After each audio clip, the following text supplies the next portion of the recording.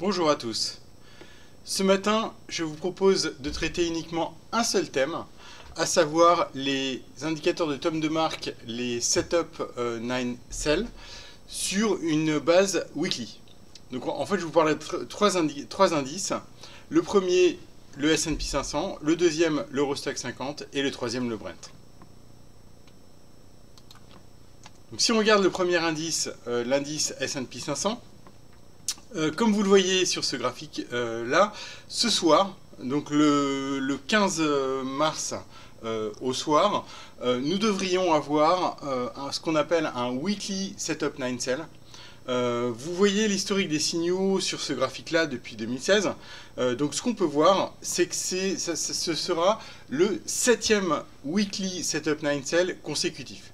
Donc ça veut dire quoi sur une base hebdomadaire, ça veut dire qu'on a eu 9 semaines consécutives avec une clôture hebdomadaire supérieure à la clôture 4 semaines en arrière, ce qui est fait à peu près un mois calendaire.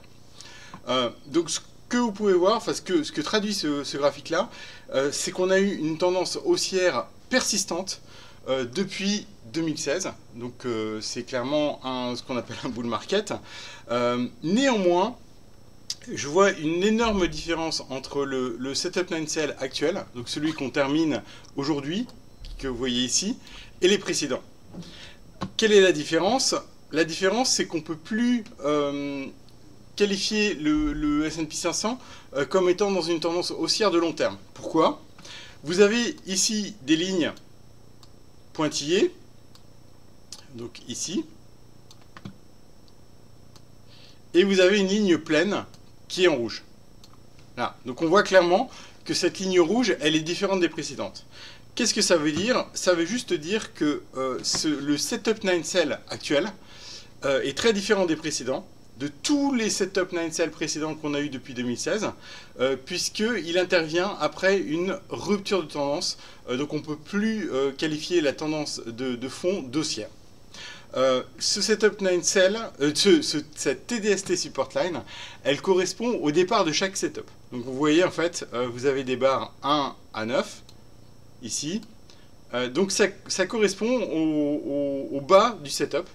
Donc d'un point de vue technique, on peut considérer qu'on est dans une tendance haussière tant que chaque Setup 9 Cell se fait un niveau supérieur. C'est-à-dire en fait, le départ de chaque Setup 9 Cell est supérieur au précédent. Donc là en fait, vous voyez clairement qu'on a eu une tendance haussière jusqu'à fin 2018 où on a eu une rupture de cette TDST support line. Ce qui veut dire qu'en fait, on est clairement dans une reprise, plutôt une reprise technique sur l'indice S&P 500 et non dans une potentielle poursuite de la tendance haussière de fond. Voilà, donc ça veut dire qu'en fait, parmi tous les setups que vous voyez ici, tous ces setups depuis 3 ans, si j'avais un seul à en prendre d'un point de vue contrariant, ça serait celui-là, donc celui qu'on finit actuellement. Attention, ça ne garantit pas que le marché va baisser. On a vu qu'effectivement, l'ensemble des setups qu'on a fait depuis quelques mois sur une base quotidienne, donc sur un horizon de temps inférieur, n'a pas provoqué de réaction technique flagrante. Donc c'est un signal technique à manier avec précaution. Néanmoins, ce qu'on peut voir, c'est que ça me donne une probabilité assez importante d'avoir une correction au minimum dans les semaines à venir. Voilà, donc on voit qu'en général, après un Setup 9 Cell, même si on était dans une tendance haussière persistante, on a eu plutôt des petits pullbacks ou, dans le cas du top de 2018, un potentiel de hausse limité avec après inversion de tendance. Donc d'un point de vue technique, cet indicateur-là, il me dit attention, on est toujours dans une tendance haussière. Par contre, les semaines qui viennent pourraient être assez déterminantes en termes de trend. Si on passe maintenant à l'Eurostoxx 50, donc là on ne peut pas vraiment parler de tendance haussière persistante. Vous voyez depuis, j'ai fait partir le graphique et le S&P 500 depuis 2016. Donc on voit qu'on a un graphique qui est complètement différent sur l'Europe, donc sur l'Eurostoxx 50. De ce point de vue-là, clairement l'indice Eurostoxx 50 sur la période, il est sans tendance, donc on est toujours dans un trading range extrêmement large sur le marché européen. C'est une situation de marché qui est assez propice, je dirais, au setup 9 sell, puisque en fait c'est des indicateurs contrariants qui fonctionnent beaucoup mieux dans les marchés sans tendance que dans les marchés à fort trend comme sur le S&P. Donc ce qu'on peut voir à l'heure actuelle, c'est qu'on est en train également de terminer un weekly setup 9 sell sur l'indice Eurostoxx. Bon là vous le voyez pas, mais j'en ai parlé la semaine dernière, on voit que l'indice Eurostoxx est toujours en tendance baissière de fond et également arrivé à casser légèrement sa moyenne mobile de 100 jours baissière. Donc on voit qu'on a une situation technique également contrastée, un peu comme sur le indice S&P à l'heure actuelle, avec une reprise technique. On est très très loin dans une tendance haussière de fond. Donc pour moi, ce setup 9 sell weekly, il est relativement intéressant et c'est un peu la même histoire que sur l'indice S&P 500. Ça pourrait éventuellement, les semaines qui viennent pourraient également être déterminantes sur cet indice-là.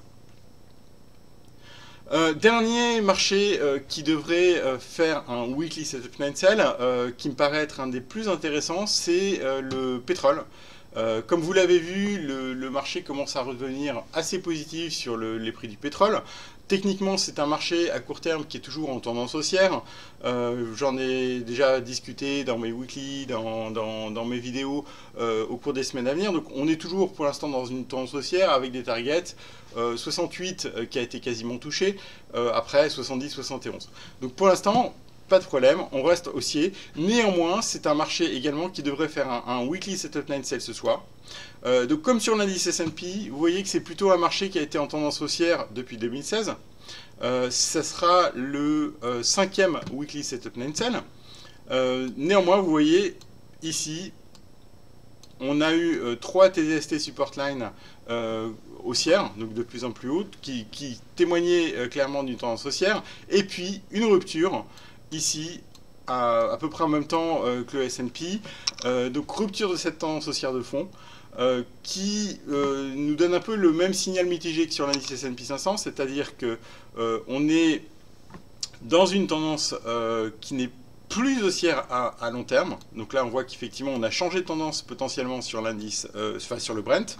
Je dirais que le signal contrariant vendeur est encore meilleur que sur l'indice S&P, puisque maintenant, ce marché évolue en dessous de sa TDST Resistance Line. Donc c'est typiquement le genre de signaux que j'aime bien à prendre d'un point de vue contrariant, c'est-à-dire qu'on est potentiellement en tendance baissière et on a un rebond potentiellement dans une tendance baissière. Donc attention également sur le Brent dans les semaines à venir. Je vous remercie et je vous souhaite une très bonne fin de semaine.